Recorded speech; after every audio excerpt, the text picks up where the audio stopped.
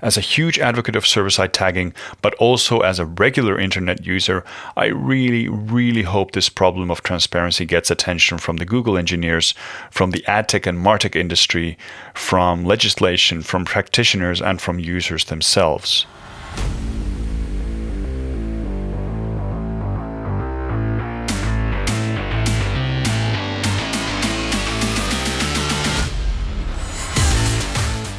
This is the Technical Marketing Handbook, a podcast all about the technologies and concepts in the world of digital marketing. In today's episode, we talk about server-side tagging and the Vegas rule of what happens in the server stays in the server. Welcome to another episode of the Technical Marketing Handbook. I'm your host, Simo Ahava. I'm also the co-founder of Simmer, the company that sponsors this podcast. Today I wanted to revisit the topic of server-side tagging, which, if you recall, we already discussed in episode 5 of this podcast, as Adam Halbardier of Google was my visitor.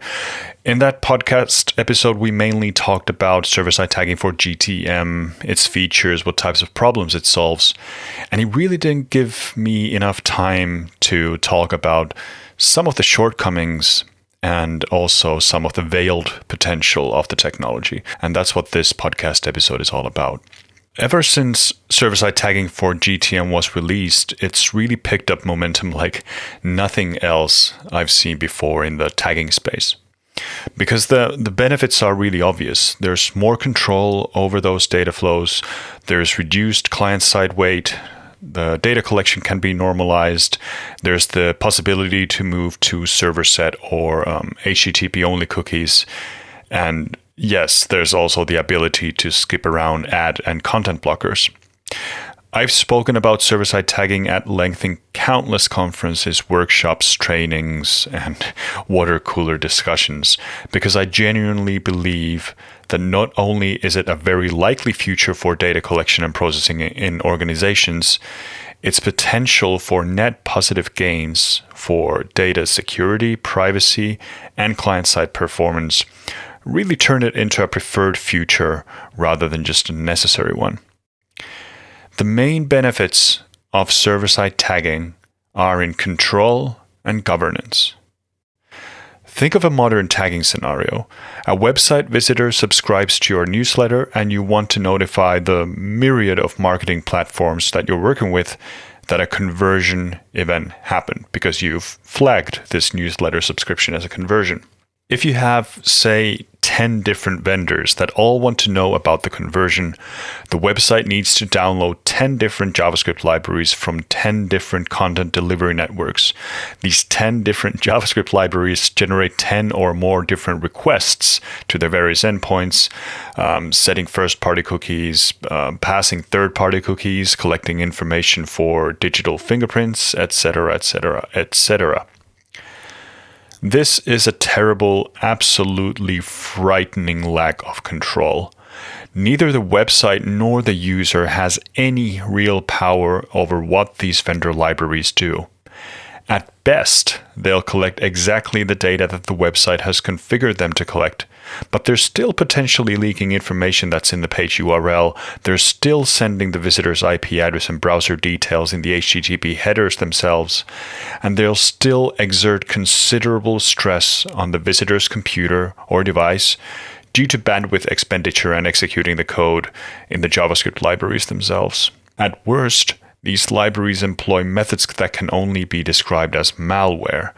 They're building complicated fingerprints that uniquely identify the user across websites. They're scraping the visitor's email address from web forms to utilize as an extremely sticky identifier. They are collecting data from first-party cookies entirely unrelated to the vendor's business, but potentially useful for data brokering, and so on. It's a horrible mess. It really is. Many of the vendors use outdated and potentially performance-killing synchronous scripts and document write hacks to stay out of the reach of tracking protections and ad blockers. And much of the time, the data is bounced around various partner trackers as well, making it practically impossible for the site's owners to do due diligence when it comes to respecting data retrieval and removal requests from users under the GDPR in the European Union, for example. With server-side tagging, all of these concerns can be mitigated. Server-side tagging is about control and governance. It's about intervention, it's about validation, and ultimately it's about taking responsibility for something that was difficult to be accountable for in the past.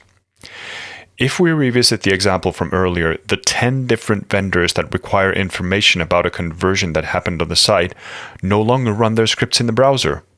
Instead, the browser only sends a single stream of data, completely unassisted or untainted by vendor JavaScript, to the server-side tagging endpoint. In the server, this data stream is parsed, validated, vetted, potentially enriched, and then distributed to the vendors that should receive it. And the vendors that should not receive it, such as due to lack of legal basis for the data collection, will have no access to the stream. The client, meaning the browser or the device in this case, is spared the exertion of downloading and executing these competing but strikingly similar JavaScript libraries because all that logic is handled server-side.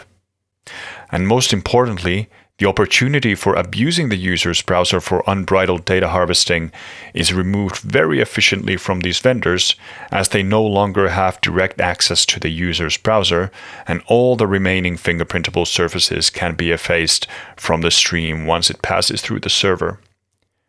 Unfortunately, the same technology that brings relief can be used to inflame the situation even further.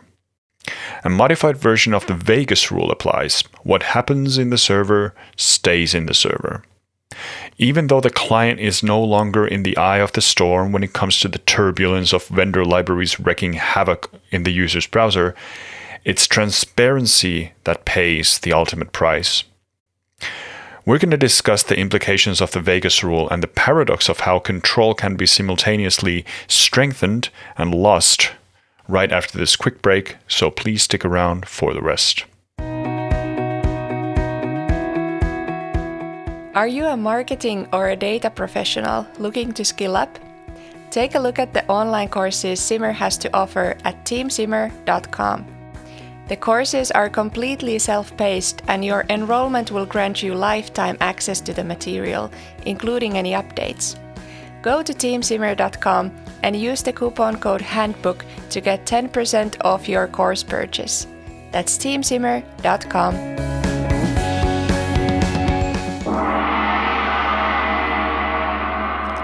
What happens in the server stays in the server.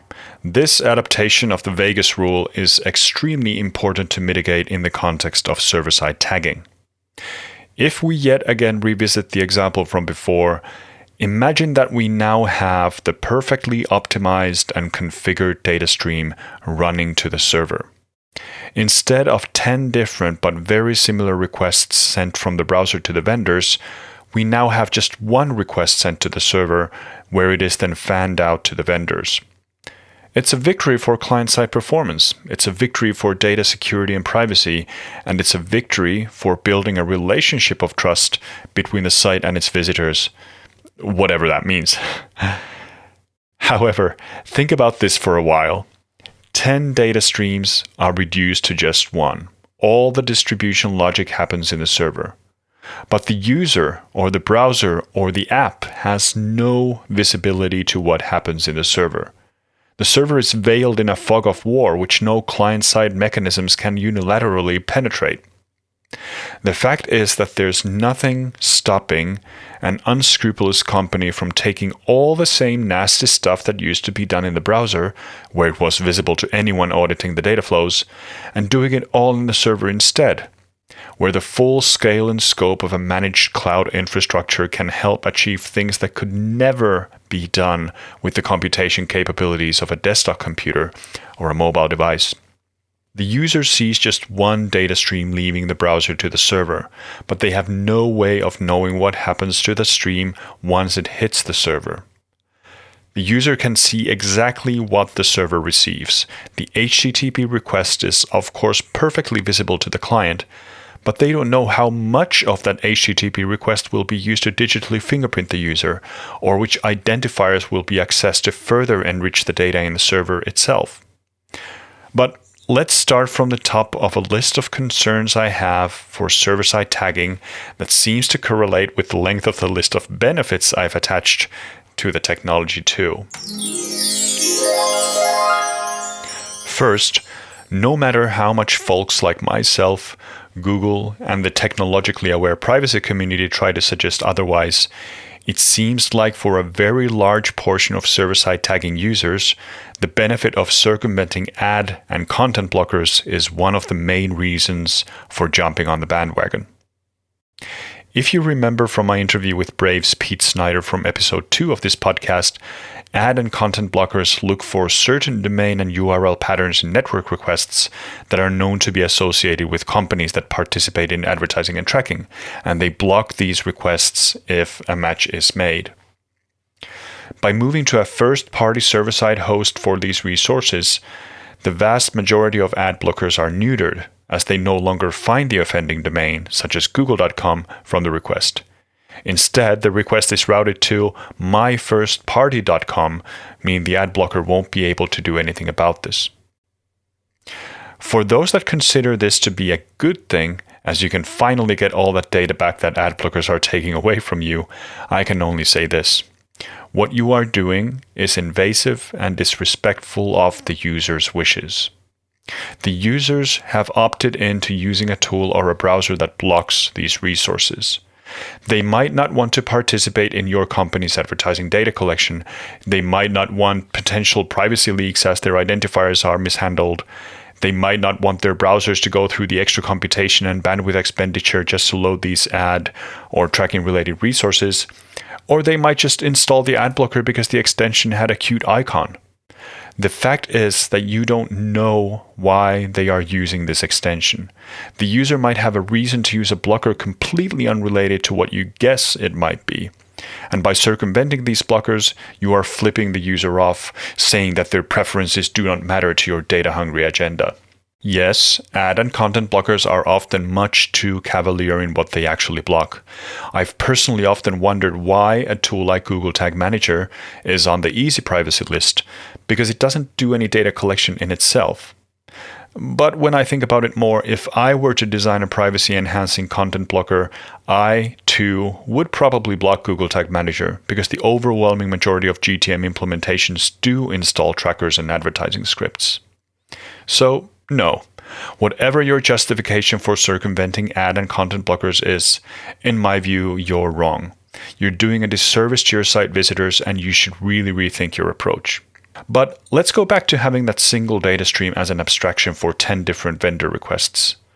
What if the site visitor had a blocker that blocks 4 of those 10 data streams, but leaves 6 of them unblocked? When you slim it all down to a single data stream, there's no way for you to know in the server that 4 of your server-side tags should not fire because the user has an ad blocker in the browser. And this is where it gets difficult to actually respect the user's wishes, even if you wanted to. You might accidentally end up circumventing ad blockers even if this wasn't your intention. There are ways to mitigate this, such as by running an ad blocker detection script in the browser and then sending a signal with the request for different types of tags the ad blocker would normally suppress, and then replicate this logic in the server. But this technology doesn't really exist yet, partially because detecting ad blockers is actually really difficult to do. However, there is work being done on this, and hopefully this would be something natively supported by Google Tag Manager at some point. Consent is a similar problem when it comes to these data streams. In the European Union, consent is most often enacted in the framework of the ePrivacy Directive, which controls what types of browser storage and device storage can be accessed when the user visits a site. Technically, each separate cookie or other browser storage entry used by the site needs to be evaluated for whether it's strictly necessary for providing the service of the website or not. If it's not necessary, it needs explicit and informed consent from the user to access that data. If consent is not granted, the cookie or other storage is not allowed to be accessed by scripts running on the site. Well, again, when the scripts and requests are running in the browser, a savvy user can audit those requests to see if their cookie information is being used. They can see if cookies are being set, and they can see if their values are being refreshed. When the request is sent to the server, however, the user has no visibility to see if those first-party cookies they did not consent to are being manipulated in the server. Now, this is very similar to the problem with ad and content blockers, but this time there's actually legislation to back the user's concerns. Due to how cookies are included in the HTTP request headers, it's also entirely possible for a server-side setup to use cookies unintentionally because the server was not informed about the consent status of this user. This is exacerbated if the team running the server-side tag management system and the team handling consent management don't communicate with each other, by the way. In any case, this is very problematic. Cookies can be read and written in these HTTP requests without the user having anything they can do to prevent this. It's very difficult to audit what is done with those cookies, which makes it also a GDPR problem, as some of those cookies might include personal data. Obviously, if the site is breaking the law, they're breaking the law, and they should be sanctioned. But the veil of the server is extremely potent. It's difficult for privacy auditors to gather enough evidence to actually do something about this potential misuse. So again, the positive gains of consolidating those data streams are compromised due to the lack of transparency to what happens in the server. But what can be done about this? How do we solve this? How will we be able to peer behind the veil of the server, break the Vegas rule, and properly verify that our data is not being misused? I personally believe that developing technologies for two-way data flows between the server and the client is the way to go. In addition to sending the data to the server should transparently respond with a data package that explains what happened to the data stream in the server. The browser or client device should have a mechanism to read this information and to report it to the user. The lowest barrier of entry would be something as simple as a browser extension that reads those responses and informs the user. Naturally, the message back from the server to the client could be manipulated and contain falsehoods, but that is unfortunately just the way the technology works. Obviously, with legal infractions, the site has to comply with data retrieval requests and data removal requests, and they have to explain what's happening with the data server side. But the legal route is always the one with the most friction, and there should be a mechanism for technically legal but ethically questionable approaches such as circumventing ad blockers too. For now, server-side tagging is still seen as a way to get data back. The narrative is that this data was unfairly taken away from marketers, analysts, and advertisers, and server-side tagging offers a way to get it back. I completely understand this. I know how frustrating it is to have the very foundations of these immensely large industries completely overhauled without any viable alternatives offered as compensation. We work with less and less data due to blockers and browser tracking controls, and what we do have is often of degraded quality due to the enforcement of privacy legislation. But server-side tagging doesn't, or at least shouldn't, solve any of these things because they are not problems to be solved. They're users taking agency over their own data with the full blessing of legal systems that are finally waking up to the decades of misuse and unbridled data harvesting done by companies all over the world. Server-side tagging is about control and governance. It's about making it even easier to comply with the user's wishes and what the laws state. It's about reducing the effort required from the user's browser or device to help your company collect data. It's about making those data streams as secure and protected as possible so that nothing is leaked to the vendors that the user might not want them to see. With the recent updates to Apple's mobile operating systems, iOS and iPadOS, and mainly the versions 14.5 and 15, many again ask if server-side is the solution. Well, no. Moving data collection server-side doesn't exempt you from what Apple's App Store policy is. It might make it easier to circumvent some of App Tracking Transparency Framework's technical features, such as IDFA suppression, but if you are caught trying to circumvent those policies, your app might get excluded from the App Store, regardless of if the data is sent to the vendor or if it's first sent to your server. In the end, the server is not a very intelligent machine. It digests what is sent to it, and then it sends the information onwards, sometimes after enrichment and validation. Garbage in, garbage out. If the request from the device or the browser has no identifying bits, such as due to Apple obfuscating the IP address, or due to Brave scrambling the URLs and referrers to remove them off tracking identifiers, the server won't be able to fix this degraded data quality. And even if it could, it probably shouldn't.